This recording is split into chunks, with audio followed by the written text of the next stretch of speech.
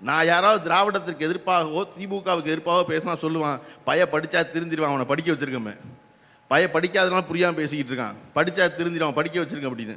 பிரதமர் மோடி அவர்கள் தொடர்ச்சியாக கடந்த 10 நாட்களாக எல்லா மாநிலங்களுக்கும் சூறாவளி சுற்றுப்பயணம் போகிறாரு. எல்லா இடத்துலையும் பல்லாயிரம் கோடிக்கு பல திட்டங்களை துவங்கி வைக்கிறார். அதெல்லாம் நடக்க போகிறதில்ல. ஆனால் துவங்கப்பட்ட திட்டத்தில் ஒரே ஒரு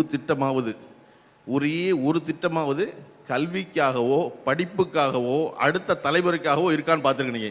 அது ரொம்ப நான் உச்சக்கட்டமாக வியந்தது என்னென்னா, அதிர்ச்சி அடைந்தது உத்தரப்பிரதேசத்தில், அவருடைய மாநிலம் உத்தரப்பிரதேசம் தான் தன்னை வெற்றியை தெரிவித்தோம் நம்புகிறாங்க.